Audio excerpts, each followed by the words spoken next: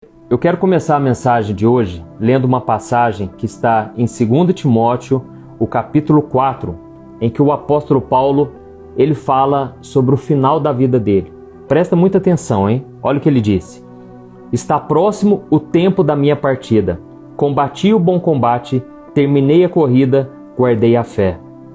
Agora me está reservada a coroa da justiça, que o Senhor, justo juiz, me dará naquele dia. E não somente a mim, mas também a todos os que amam a sua vinda. Amém?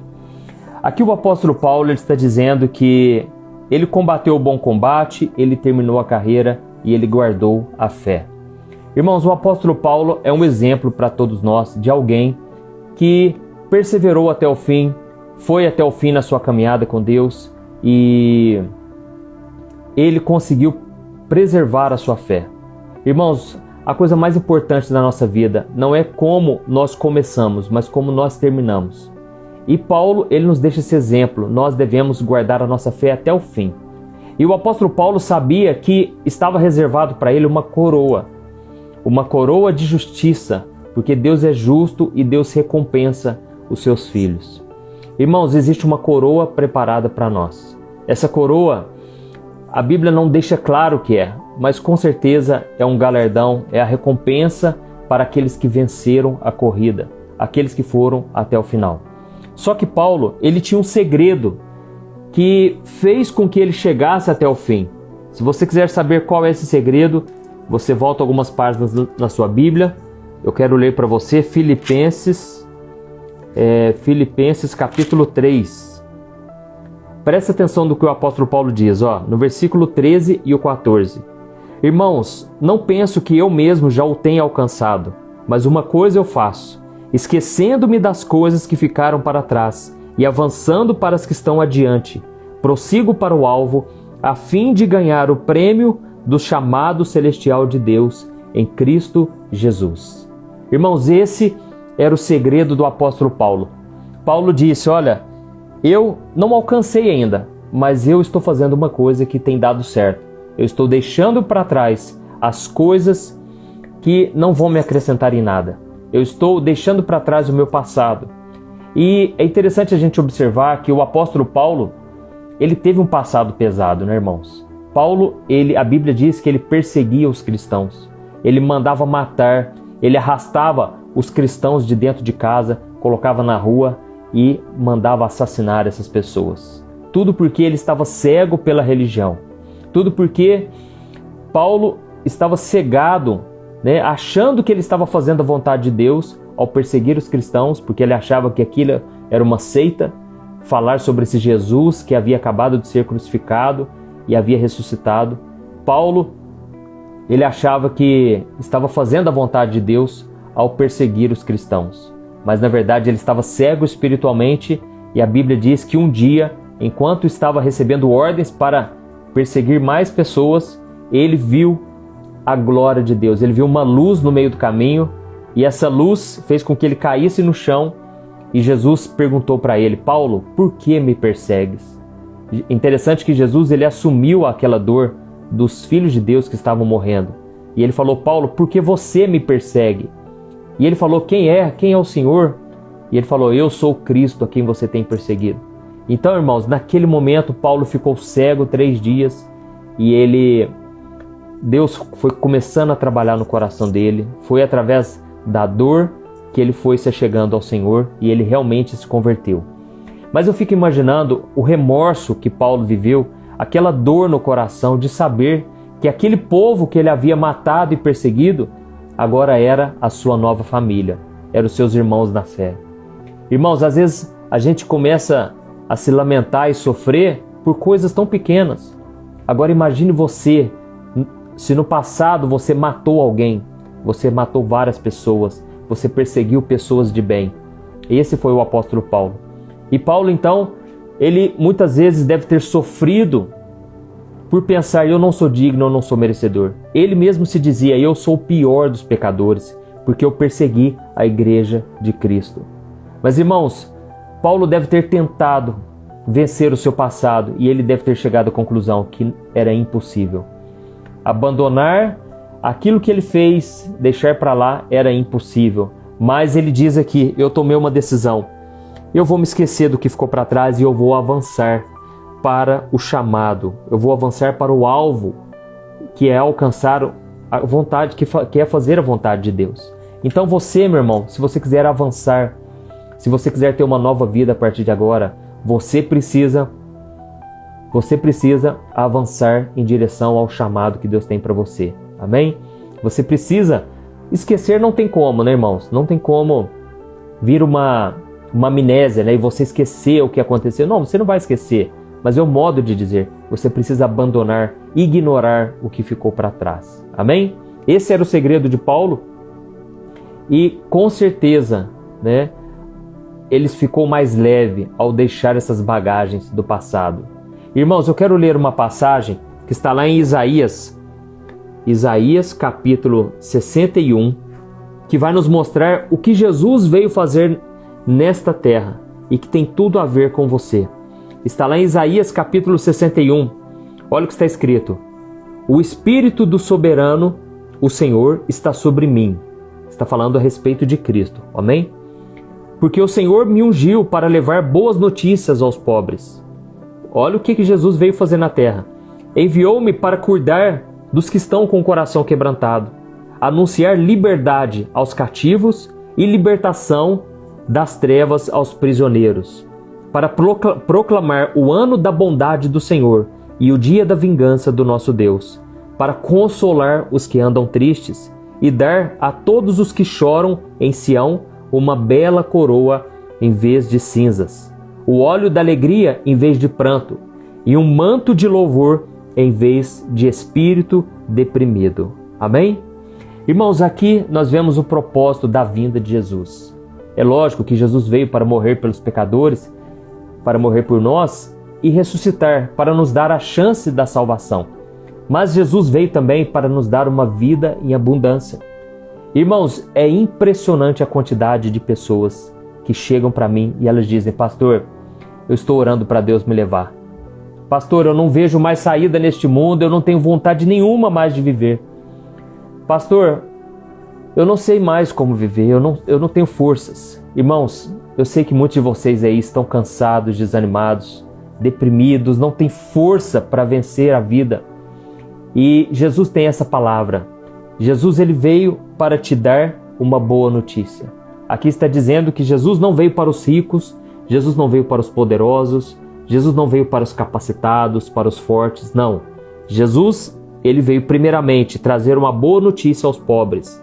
Pobres aqui, não somente na questão material, mas na questão espiritual. Aqueles que se consideram pobres de espírito. Jesus disse: bem-aventurados são os pobres de espírito, porque o reino de Deus pertence a eles. Irmãos, pobre de espírito é aquele que sabe que não tem nada, sem Deus não é nada. Sem Deus ele não consegue levantar da cama, sem Deus ele não consegue realizar seus desejos, seus projetos, não consegue nada nessa vida. Pobre é aquele que não tem nada, tem escassez de tudo. E espiritualmente falando, é aquele que reconhece que sem Jesus nada pode fazer. E Jesus veio trazer uma boa notícia. Com Deus você pode tudo. Com Deus você pode ser salvo. Aquilo que era impossível aos homens agora é possível. Jesus, ele trouxe esperança para os aflitos. É o que está dizendo aqui, ó. Ele veio consolar os que andam tristes e dar a todos aqueles que estão em luto uma bela coroa em vez de cinzas. Irmãos, deixa eu falar sobre isso aqui um pouco. Tem muitas pessoas que elas ficam guardando as cinzas das lembranças do passado.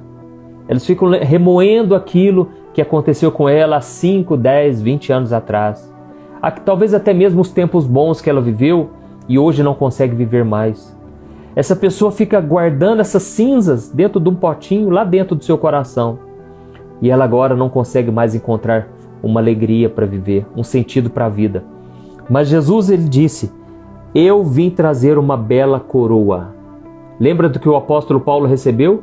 Ele recebeu uma coroa no final da sua vida. Irmãos, a boa notícia é que nós não vamos receber uma coroa somente na eternidade. Você pode receber uma coroa agora, onde você está. E a Bíblia diz lá em Romanos, capítulo 5, versículo 17, que aqueles que recebem a graça de Deus, o seu favor imerecido, reinarão em vida. Amém? Depois você olha na sua Bíblia aí. Reinarão em vida. Não está dizendo reinarão no céu. Não. Reinarão em vida. Meu irmão, a vontade de Deus é que você reine sobre os teus problemas, que você reine sobre as dificuldades, sobre os seus sentimentos, sobre os seus pensamentos intrusos que vêm na sua mente. Você vai reinar sobre tudo isso, mas para isso você precisa estar com Jesus. Você tem que voltar para a presença dele. E eu creio, hoje muitos que estão me ouvindo aqui vão voltar para Jesus hoje. Vão voltar porque a palavra de Deus não volta vazia. Você vai voltar. Você pensa que nada de novo pode acontecer com você. Meu irmão, eu vou te mostrar o segredo para você tomar posse da palavra de Deus e para você mandar embora toda barreira, toda montanha que estiver na sua frente. Você vai lançar ela fora. Amém? Então aqui está dizendo que Jesus veio para nos consolar, para trazer liberdade, libertação àqueles que estão aprisionados. Meu irmão, a vontade de Deus não é que você fique aprisionado. Jesus ele veio para te libertar. Ele veio para desfazer as obras do maligno. É o que está escrito na Bíblia. Você que hoje está preso no pecado, Jesus vai te libertar hoje e você vai experimentar uma nova vida, uma liberdade que talvez você não conheça. Basta você se arrepender dos seus pecados e você clamar: Jesus, liberta-me, me ajuda a vencer o pecado. Amém? Então, irmãos, Jesus veio para nos dar uma coroa em vez de cinzas, né? Eu sei que muitas pessoas já foram transformadas, já viveram isso tudo que eu falei para vocês, mas hoje elas não conseguem mais porque elas estão vivendo dias de luto, dias de sofrimento por algo que se perdeu. Talvez um relacionamento, talvez uma perda familiar, talvez uma luta que você está enfrentando, uma dívida que você acha impossível de pagar. Meu irmão, eu já fiquei endividado. Teve uma época que eu devia tanto. É como se eu ganhasse, por exemplo, uns R$800 e eu já tinha uns 5 meses para frente com o meu cartão estourado, para você ter noção. Eu não sabia mais o que fazer.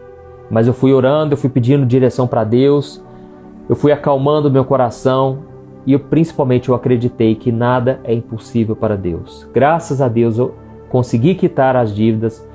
Deus me ensinou muitas lições. Hoje eu levo muito mais a sério essa área financeira. Você que está passando por isso, saiba que sempre existe uma saída. Talvez você vai ter que pedir ajuda para alguém. Isso não é se humilhar, isso não é vergonha, nada disso. Talvez você vai ter que negociar com o banco, ligar lá, sabe? E só sei de uma coisa: Deus vai te dar sabedoria e a partir de agora você vai conseguir lidar muito melhor com essa área, porque você sabe o quanto é difícil ficar devendo, tá bom? Então, irmãos, continuando, lá em Apocalipse, capítulo 3, o versículo 11, Jesus disse assim, ó: Eis que venho sem demora, guarde a sua coroa para que ninguém tome ela. Retenha, aliás, diz assim, ó: venho sem demora, retenha o que você tem para que ninguém tome a sua coroa. Irmãos, não deixe nada tomar a sua coroa. Jesus ele tem recompensa para você. Uma coroa por você perseverar aqui na terra e uma coroa de justiça quando você se encontrar com Ele. Amém? Glória a Deus. Então, se você saiu da presença de Deus e você agora está longe, se sente afastado do Senhor, eu tenho uma notícia para te dar. Você não vai ficar nesse deserto para sempre. Deus ele vai te renovar, vai te fortalecer. E talvez você pense assim: ah, pastor, mas para você é fácil, né? Você prega a palavra de Deus, você conhece muito mais da Bíblia, ou talvez você ora mais, você tem um ministério, para você é muito mais fácil. Meu irmão, houve uma época na minha vida em que eu pensei em desistir. E não estou falando da boca para fora, eu sei o que eu vivi, eu estive no fundo do poço, eu sei como é.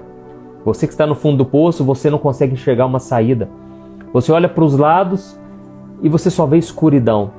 Mas é o único lugar onde você só tem a opção de olhar para o alto. Irmãos, e eu passei por um momento de muito conflito. Eu tinha terminado um relacionamento mais uma vez.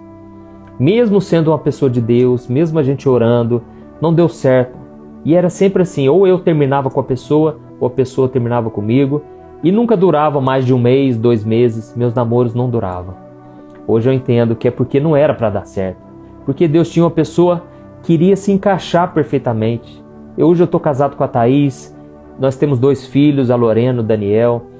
E a cada dia que passa eu vejo o quanto Deus me deu uma mulher de Deus. Eu me surpreendo ao ver as atitudes dela, o quanto ela tem sido um apoio no meu ministério. Mas enquanto eu passava por esse deserto e eu tinha acabado aquele relacionamento, eu não enxergava uma esperança. Eu não vi uma saída, não tinha nenhuma moça na igreja que me interessasse. Eu não conhecia ninguém e assim que me interessasse, que despertasse em mim algum desejo. E aí, irmãos, eu confesso que eu fiquei muito desanimado. E se isso não fosse o bastante, eu estava frustrado no ministério, porque ninguém queria ouvir minhas pregações. Irmãos, eu pregava, às vezes tinha 3 pessoas me ouvindo, tinha 2, tinha 5, e eu ficava questionando: Deus, cadê a tua promessa? O Senhor disse que eu vou pregar no Brasil inteiro, fora do Brasil. Por que as coisas não acontecem, Senhor? Irmãos, e não foram 1, nem 2, nem 3 vezes que eu pensei em largar mão de tudo e abandonar. Mas eu ia para onde? Eu estava como o apóstolo Pedro, quando ele falou: Senhor, nós vamos para onde? Só o Senhor tem as palavras de vida eterna. Irmãos, era uma angústia na alma e aquele deserto não passava. Se isso não bastasse, eu não sabia como seria também a minha carreira, porque eu estava cursando publicidade e propaganda. Eu não sabia se era isso mesmo que eu queria exercer. Eu não sabia também como seria a questão financeira, como que eu iria ganhar dinheiro. Meus irmãos, era tanta luta, mas uma coisa eu fiz. E eu vou te falar qual é o segredo. Você que está passando por um deserto, eu vou te mostrar o que você deve fazer. Está lá em Salmo 118.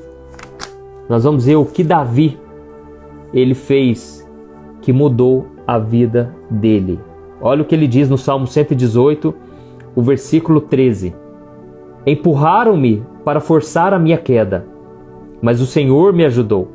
O Senhor é a minha força e o meu cântico, Ele é a minha salvação. Aqui no versículo 17 ele diz assim, não morrerei, mas vivo ficarei para anunciar os feitos do Senhor. Irmãos, aqui Davi, nesse salmo, ele começa a dizer, olha, as pessoas me cercaram por todos os lados, as pessoas me empurraram no abismo, tentaram de todas as formas me destruir. Mas eu tomei a decisão, eu vou profetizar contra essa circunstância. E ele profetizou e ele disse, eu não vou morrer, mas eu vou ficar vivo e eu ainda vou anunciar os grandes feitos do Senhor. Amém? Irmãos, esse é o segredo. É isso que eu quero te dizer, que foi o que mudou a minha vida. Naquele deserto, eu estava muito mal, muito triste, mas eu sempre dizia com a minha boca, eu dizia, eu não vou morrer, eu vou viver e eu ainda vou anunciar as obras do Senhor. Amém? Irmãos, esse é o segredo. Eu começava a profetizar e eu dizia, hoje eu estou caído, mas um dia Deus vai me levantar. Hoje eu estou desanimado, mas um dia Deus vai me encorajar, Deus vai me tirar dessa situação. Irmãos, tome muito cuidado para não reclamar nesse deserto, tá certo? Tome muito cuidado, não fique murmurando. Eu sei que dá vontade. Eu sei que às vezes a gente erra também, a gente reclama, mas você tem que abençoar a tua vida. A Bíblia diz que aquele que usa as palavras, ele come do seu fruto. Você colhe vida ou você colhe morte. Irmãos, as palavras têm poder. E eu sempre dizia, um dia Deus vai me levantar. Eu guardei esse versículo de Davi porque era o mesmo sentimento que eu tinha. Eu achava que eu ia morrer, mas eu dizia, eu não vou morrer, eu vou viver. E não só isso, eu vou pregar, eu vou anunciar o que Deus tem feito, eu vou anunciar os grandes feitos do Senhor. Amém? Essa atitude minha determinou a vitória sobre o deserto que eu estava passando. Glória a Deus. Então, irmãos, às vezes Deus faz uma obra na nossa vida e até mesmo as pessoas à nossa volta não acreditam. E o próprio Davi disse no Salmo 40, eu gosto muito de pegar alguns versículos, irmãos, e começar a citar eles, a falar deles, porque eu estou profetizando. A maior profecia que existe, irmãos, a maior palavra profética está na Bíblia, viu? É a palavra que traz vida. E o próprio Deus disse, eu zelo pela minha palavra para cumpri-la. e ela não volta vazia, mas ela cumpre todo o propósito pelo qual eu designei. E olha o que Davi disse no Salmo 40, quando ele estava no fundo do poço. Eu depositei toda a minha esperança no Senhor, e Ele se inclinou para mim e ouviu o meu grito de socorro. Ele me tirou de um poço de destruição, de um atoleiro de lama, pôs os meus pés sobre uma rocha e me firmou no local seguro. Pôs um novo cântico na minha boca, um hino de louvor ao nosso Deus. E olha o que ele diz, irmãos, presta atenção. Muitos verão estas coisas, temerão e passarão a confiar em Deus. Irmãos, quando eu li esse versículo, primeiro porque eu me identifiquei com ele, eu pensei, eu estou no fundo do poço. E se Deus tirou Davi do poço de destruição, de um atoleiro de lama, e colocou os pés dele sobre a rocha, Deus vai fazer isso comigo também. Irmãos, isso é tomar posse, é você acreditar no que a palavra de Deus diz e acreditar que Deus vai fazer com você também. E aí ele diz aqui no final, olha, depois de tudo isso que Deus fizer, muitos vão ver estas coisas, eles vão temer e eles vão passar a confiar em Deus. Irmãos, é isso que vocês têm que profetizar. Hoje eu estou no deserto, mas eu não vou morrer, eu vou viver. E digo mais, muitos vão ver a obra de Deus na minha vida e vão passar a confiar em Deus. Glória a Deus. Então, irmãos, é isso que Deus vai fazer na sua história. Se você tomar posse da palavra de Deus, não apenas ler, mas você alimentar, você meditar nessa palavra e acreditar nela, isso vai transformar a sua vida. E pode ter certeza, vai dar certo. Isso funciona, amém? A sua vida vai mudar. Irmãos, o que acontece, como eu estava dizendo, não vai ser fácil. Esse processo de transformação muitas vezes vai ser doído, vai ser difícil. E muitas pessoas vão se levantar contra. E eu falo isso porque na época de Jesus acontecia assim. Na época de Jesus existiam os pecadores, né? Aliás, todo ser humano é pecador, mas aqueles que tinham essa marca na vida deles, que eram as prostitutas, os cobradores de impostos, que eram, eles eram, como eu digo, corruptos, né? Esses andavam com Jesus e ao mesmo tempo tinham os religiosos da época, que eram os homens que ficavam lendo a Bíblia o tempo todo, lendo as Escrituras, ficavam no templo, jejuavam 3 vezes por semana, só que ao mesmo tempo eles não demonstravam compaixão, misericórdia. E eu quero ler com você uma passagem que está lá em Lucas capítulo 15. Você vai entender muita coisa aqui que eu vou te dizer. Olha o que está escrito, Lucas 15, o versículo 1 e o versículo 2. Todos os publicanos e pecadores estavam se reunindo para ouvir Jesus, mas os fariseus e os mestres da lei o criticavam. Este homem recebe pecadores e come com eles. Irmãos, em vez desse povo, em vez desses religiosos receberem a bênção de estar ali com Jesus, não, eles só criticavam. E eles diziam, esse Jesus aí fica comendo com pecadores, fica sentando na mesa com as prostitutas. Só que Jesus estava ali para trazer boas notícias. Lembra do que eu disse? Jesus ele não veio para os fortes, os capacitados, não. Ele veio para consolar os que choram, veio para trazer boas notícias aos pobres, veio para libertar os que estão aprisionados na alma.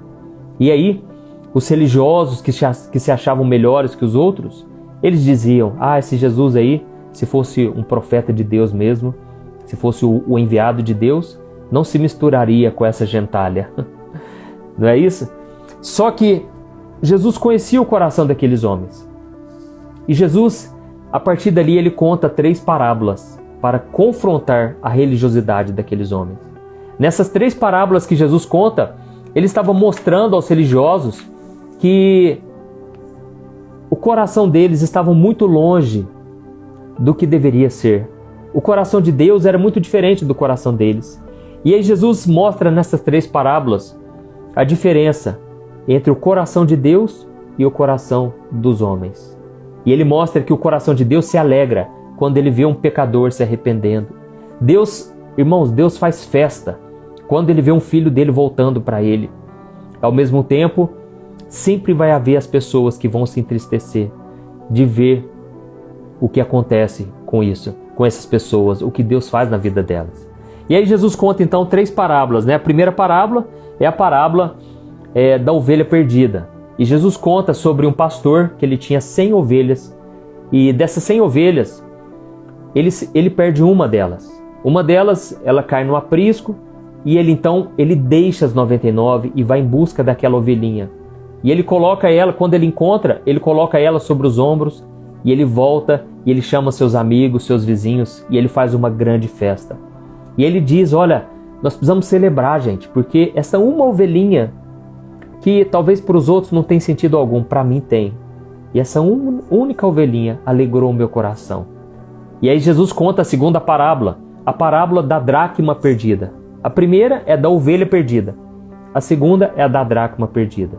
E aí a dracma é uma moeda de prata, é uma moeda muito comum na época, que as mulheres usavam muitas vezes fazendo colar com ela.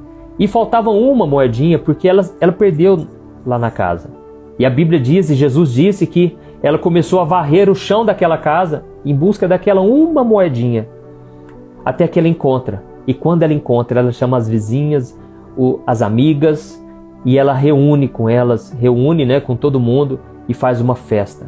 Porque ela achou aquela única moedinha, que talvez para os outros é insignificante. Mas uma alma para Deus vale mais que o mundo inteiro. Não é assim que a gente diz? E aí, Jesus completa aquele ciclo de parábolas, e ele conta a parábola do filho perdido, mais conhecida como a parábola do filho pródigo. E aí ele diz que um pai tinha 2 filhos, e o filho mais novo um dia chega para o pai, e ele diz, pai, reparte com a gente a parte da herança, porque eu quero ser independente. Não é assim? A gente muitas vezes quer ser independente de Deus, né? E aí o pai, com o coração triste, lógico, até mesmo porque na época exigir a herança antes do tempo era a mesma coisa que desejar a morte do pai. Mas o pai, por amar tanto o filho, repartiu a herança entre o filho mais novo e o filho mais velho.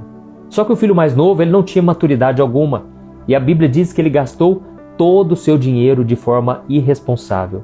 Ele se deitou com as prostitutas, ele chamou seus amigos, e era só farra, só bebedeira, e ele pensava, esse dinheiro nunca vai acabar. Eu tenho certeza, o meu pai era muito rico, e a herança que ele me deu é uma herança muito gorda, nunca vai acabar. Só que a Bíblia diz que quando ele terminou de gastar todo o seu dinheiro, veio uma fome muito grande sobre a terra. E quando veio essa fome sobre a terra, ele passou extrema necessidade, começou a passar fome.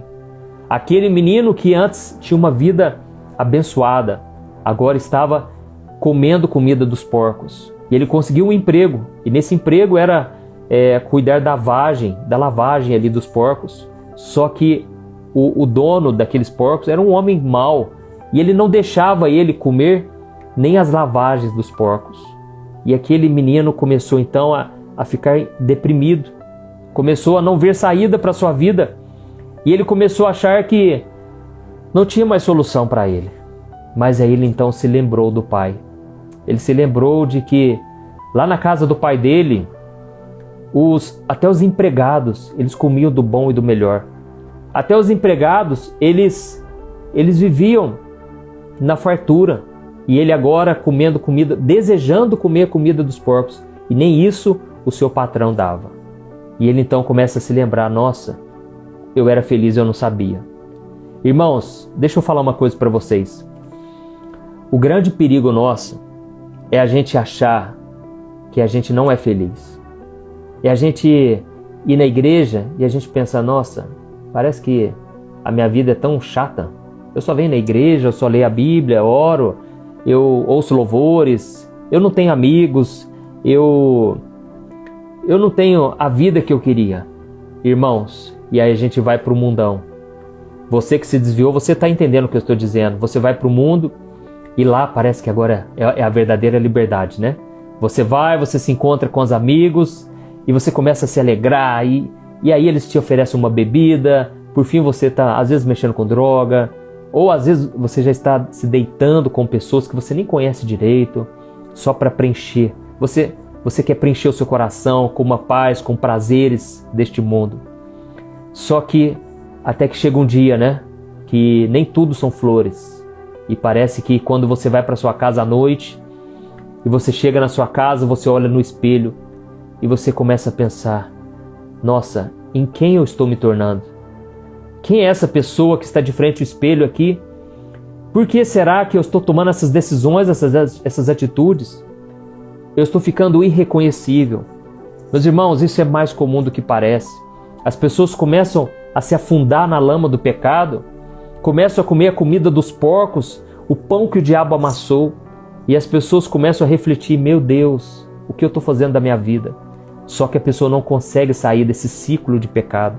O diabo se levanta poderosamente, fortemente, e é por isso que nós vamos orar daqui a pouco, porque eu vou repreender, você vai repreender, você não vai aceitar isso mais na sua vida. Irmãos, quantas pessoas já chegaram para mim e disseram, pastor, eu fiz coisas que até o ímpio duvida. Eu fiz coisas piores que qualquer pessoa faria. Eu nem sei por que eu tomei aquelas atitudes. Irmãos, tudo isso é para preencher o vazio do coração. Mas nós devemos olhar para a presença de Deus com alegria e entender que nós já somos felizes. Mesmo que a gente muitas vezes ache que a vida não é tão boa assim. Irmãos, se nós estamos com Deus, nós estamos na fartura. Não queira ir para o mundo para você descobrir o que é para dar valor ao que realmente importa. Não queira fazer isso, tá bom? E aí esse filho pródigo, ele então cai em si. E ele faz um discurso na sua mente, né? Eu vou chegar para o meu pai e eu vou dizer assim, ó, pai, eu pequei contra o céu, eu pequei contra o Senhor. Eu não quero nem que o Senhor me chame de filho mais. Só me trata como um dos teus empregados que eu vou estar feliz. Porque os teus empregados vivem muito melhor do que essa vida que eu estou vivendo. Irmãos, a Bíblia diz então, Jesus disse que aquele menino tomou a decisão, eu vou voltar para o pai. E ele então foi e voltou com certeza muito pensativo, né? Nossa, será que meu pai vai me aceitar? Pelo menos eu vou falar isso, que eu quero ser só um empregado, porque eu errei demais. Eu fui longe demais. Irmãos, e quando ele estava chegando, a Bíblia diz que ainda longe o pai o avistou. Saiu correndo, o abraçou, o beijou, e foi uma alegria, e o pai celebrou. E naquele momento o pai, ele começa a fazer coisas com o filho que o filho jamais imaginaria que iria acontecer. O pai começa a restaurar a vida do filho. E aí, eu quero ler para você a continuação, porque depois eu vou te mostrar 4 coisas que o pai fez na vida do filho e que ele vai fazer na sua vida a partir de hoje. Amém? Olha o que está escrito, ó. A volta do filho, né? No versículo 21, Lucas 15, versículo 21. O filho lhe disse, pai, eu pequei contra o céu e contra ti. Não sou mais digno de ser chamado teu filho. Mas o pai disse aos seus servos, depressa, tragam a melhor roupa e vistam nele. Coloquem um anel em seu dedo e calçado em seus pés. Tragam um novilho gordo e matem-no. Vamos fazer uma festa e alegrar-nos. Pois este meu filho estava morto e voltou à vida. Estava perdido e foi achado. E começaram a festejar o seu regresso. Vamos continuar. Olha o que diz. Enquanto isso, o filho mais novo estava no campo. Perdão, o filho mais velho, aquele que não tinha se desviado, ele ficou dentro da casa do pai. E ele estava no campo. Quando se aproximou da casa, ouviu a música, a dança. Então chamou um dos seus servos e perguntou-lhe o que estava acontecendo. Este lhe respondeu, o seu irmão voltou.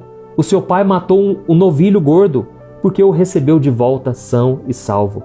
O filho mais velho se encheu de ira e não quis entrar. Então seu pai saiu e insistiu com ele. Mas ele respondeu ao seu pai, olha, todos esses anos eu tenho trabalhado como um escravo ao teu serviço e nunca desobedeci às tuas ordens. Mas tu nunca me deste um cabrito para eu festejar com os meus amigos. Mas quando volta para casa esse teu filho, que esbanjou os teus bens com as prostitutas, você mata um novilho gordo para ele. Disse o pai, meu filho, você está sempre comigo e tudo que eu tenho é seu. Mas nós tínhamos que celebrar a volta deste teu irmão e alegrar-nos, porque ele estava morto e voltou à vida. Estava perdido e foi achado. Amém? Então, irmãos, aqui nós vemos que o pai, ele se alegrou muito com a vida do seu filho mais novo. Só que o filho mais velho ficou lá na casa dele.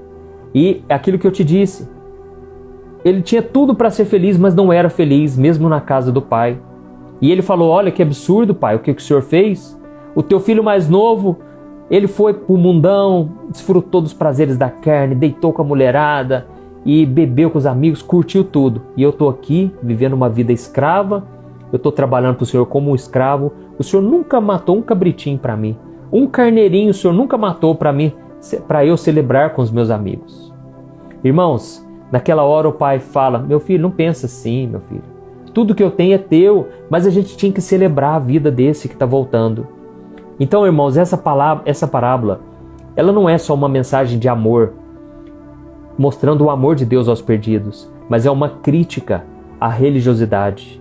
Aquelas pessoas que estão lá dentro da igreja, que não se desviaram, não foram para o mundão, mas elas estão dentro da casa do Pai. Elas estão buscando ao Senhor, mas por religiosidade, porque elas têm medo de ir para o inferno, medo do que os outros vão falar, mas elas não são felizes de verdade. Meus irmãos, nós precisamos encontrar essa satisfação em Deus, porque Jesus disse: aquele que beber da minha água nunca mais terá sede. E essa água que ele estava falando era a respeito do Espírito Santo. Nós precisamos desenvolver um relacionamento com o Senhor. Amém? E como eu disse, aqui o pai, ele fez 4 coisas com seu filho. A primeira delas está aqui no versículo 22. E ele disse assim: depressa, tragam a melhor roupa e vistam nele. Meus irmãos, faça uma reflexão comigo. Imagine o fedor que devia estar a roupa daquele filho. Ele envolvido na lama do pecado, na lama com os porcos, envolvido na sujeira. Imagine o cheiro da roupa dele. E exatamente isso que acontece com a gente. Quando a gente se suja na lama do pecado, nós ficamos com as vestes sujas. Nós ficamos com o cheiro ruim do pecado, da destruição, da morte, da tristeza. Mas Jesus, ele vem e coloca sobre nós o seu manto de justiça. E a Bíblia diz que agora, quando Deus olha para você e para mim, e nós estamos em Cristo, Deus, ele não vê mais condenação alguma. Deus não vê a sujeira do pecado, porque ele vê Jesus na sua frente. Você que está aí se sentindo o pior pecador de todos, você não tem forças para caminhar com Deus, mas eu quero te dizer, se você se arrepender dos seus pecados e crer em Jesus, você vai ser perdoado, o sangue de Jesus vai te purificar de toda a maldade, de toda a sujeira, e ele vai te dar umas novas vestes, vestes de louvor, vestes de justiça. E Deus não vai ver mais o seu pecado, ele vai ver Jesus, o que Jesus fez por você. Amém? Glória a Deus. Aqui na continuação, diz que ele disse: olha, coloquem a melhor roupa e coloquem um anel em seu dedo. Irmãos, naquela época existia um anel que era usado como uma marca, era como um carimbo. E chamava-se anel de sinete. Esse anel, a pessoa colocava o anel sobre a cera quente, uma cera quente, e aí ele pegava imediatamente, colocava sobre uma carta, sobre um documento, e aquela marca representava que aquele documento era válido. Então aquela marca trazia autoridade sobre aquele documento, sobre aquela carta, era como uma espécie de assinatura dos dias de hoje. E o que acontece? Deus, quando ele restaura a nossa vida, ele não faz nada pela metade. Deus, ele restaura a nossa vida por completo. E Deus, o que ele fez aqui, esse pai, ele colocou um anel em seu dedo. Ou seja, Deus te devolve a autoridade do nome de Jesus. Amém? Deus, ele te dá autoridade de novo. Você antes vivia fugindo, você vivia amedrontado, você vivia se acovardando. Agora você vai ser ousado na presença de Deus. Glória a Deus. A Bíblia diz lá em Provérbios capítulo 18, que o ímpio, ele foge sem que ninguém os persiga, mas o justo, ele é corajoso como o leão. Irmãos, essa autoridade espiritual, Deus, ele te dá quando você volta para a presença dele. E é isso que vai acontecer com você. Você vai voltar a orar com ousadia. Você vai começar a pregar com ousadia. Lá no Salmo 51, Davi, assim que ele tinha pecado, ele fez a oração do Salmo 51. E ele falou: Senhor, devolva-me a alegria da salvação. Restaure em mim um espírito pronto a te obedecer, para que eu volte. Aí ele diz assim, para que eu volte a pregar aos pecadores e eles se arrependam e eles venham voltar para o Senhor. Irmãos, Davi entendeu que enquanto ele não voltasse para Deus, ele não teria condições de pregar. Ele não teria condições de trazer as pessoas para perto de Deus. Você que talvez está desanimado porque ninguém na sua casa serve ao Senhor, ninguém obedece a Deus, meu irmão, você tem que estar firme. Você tem que estar fortalecido. E você tem que cuidar de você, porque se você não estiver bem, você não vai conseguir ajudar as pessoas. Às vezes as pessoas passam por tantas lutas e a gente assume aquela dor com a gente. A gente assume aqueles problemas e quando vê nós e as outras pessoas estão também no fundo do poço. Meus irmãos, não pode ser assim, você tem que estar fortalecido. E é por isso que muitas vezes você vai ter que se blindar. Você vai ter que se proteger a sua mente, o seu coração, para que você não seja contaminado com a falta de fé das pessoas, com o pessimismo, com o sentimento de que vai dar tudo errado. Você tem que se fortalecer no Senhor para que você possa ajudar as pessoas. Então, o pai, ele trouxe de volta a autoridade na vida do filho. A terceira coisa que ele fez é que ele falou: olha, e eu quero que vocês calcem os pés do meu filho. Irmãos, naquela época, os empregados da casa, eles não usavam calçados. Eram somente os herdeiros, eram somente os filhos de Deus, os filhos do pai daquela propriedade. Irmãos, da mesma forma, Deus, ele quer nos mostrar que nós somos herdeiros. Nós temos as promessas de Deus a nosso favor. Nós podemos tomar posse da vida abundante que Jesus conquistou para nós. Amém? E a quarta e última coisa que ele fez, ele falou no versículo 23, tragam o novilho gordo e matem-no. Vamos fazer uma festa e alegrar-nos, porque este filho estava morto, ele voltou à vida, estava perdido e foi achado. Irmãos, a quarta coisa que eu percebo é que o pai, ele matou o novilho gordo. Só que você não engorda um gado da noite para o dia. Você não engorda um novilho da noite para o dia. Você precisa deixar com que ele vá se engordando com o tempo. E aqui eu aprendo uma coisa. O pai já estava preparando a volta do filho há muito tempo. O pai já estava sonhando com aquele momento. Você que está me ouvindo agora, o Senhor está querendo mudar a tua história. Ele já havia planejado tudo isso para que você estivesse aqui ouvindo a palavra dele. E agora eu quero orar por você. E nós vamos pedir que o Senhor tenha misericórdia, que Ele traga de volta a alegria da salvação, que Ele traga de volta a razão de viver para você, que você deixe para trás o que ficou, que você ignore o seu passado, ainda que seja de dor, de sofrimento, que você comece uma nova caminhada com Jesus. Amém? Se você puder, você vai fechar os teus olhos agora e nós vamos orar. Lembrando, irmãos, que eu vou deixar aqui os comentários e eu quero muito que você se inscreva no meu canal do YouTube, porque todos os dias eu quero trazer uma mensagem, eu quero trazer uma oração, uma palavra para te fortalecer.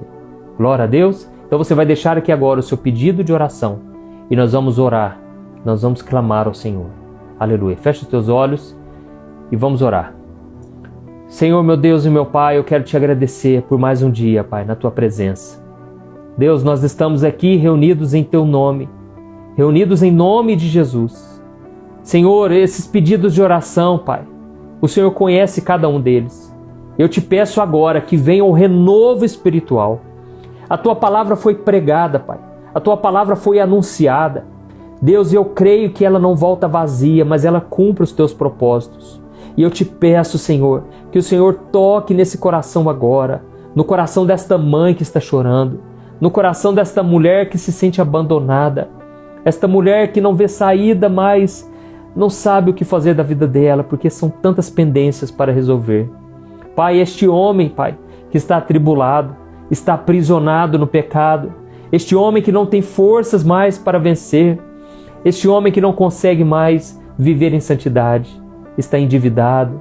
Pai, são tantos problemas, tantos pedidos por casamento, Senhor, tantas lutas essas pessoas têm enfrentado, mas eu te peço agora, Jesus, coloca a tua mão de poder.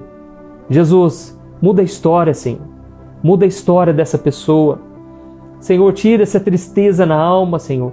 Que o Senhor coloque uma coroa na cabeça dessa pessoa, ao invés de cinzas. Cinzas do passado, cinzas das lembranças ruins, cinzas dos traumas de infância.